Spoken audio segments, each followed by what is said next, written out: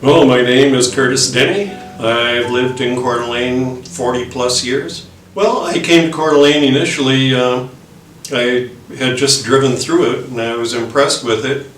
And at the time I was living down in the Palo Alto area of California, negotiating contracts for the government, and I became bored with that.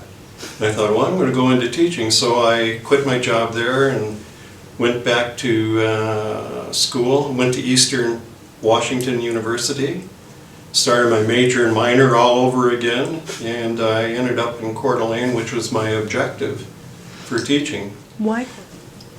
It was just an appealing spot for me. It's like, this is a place I'd like to be. I really knew nothing about the place.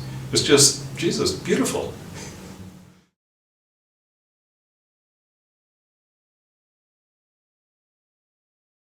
I'll tell you, I had one thing going in my mind, what I tried to do, and that was always to try to be spontaneous.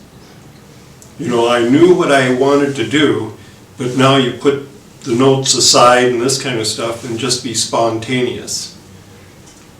Teacher to be an artist. You know, so many of the teachers, in my judgment, they paint by the numbers. I had the ability, noise really didn't bother me. And when I wanted their attention, I got their attention. And I was more interested in what they were doing and so on. Are you learning from my perspective?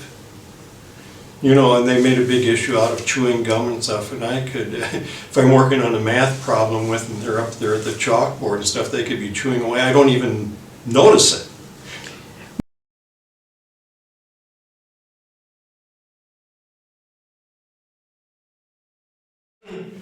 I want to see where it's kind of open-ended.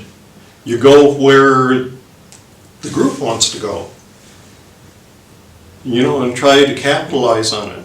There's many things, and again, I kind of come back to the spontaneity thing. You can set off many wonderful thoughts among the kids. You can get them discussing things and so on and so forth.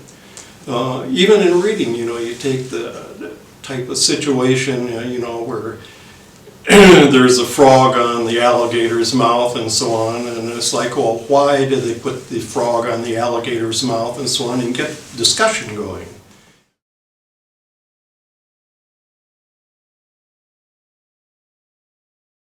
Yes. I did, and they were very good at it.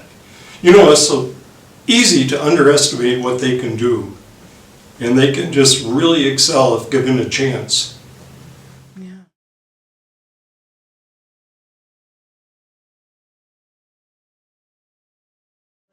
Well, every once in a while. Sometimes it's very difficult for me to recognize them.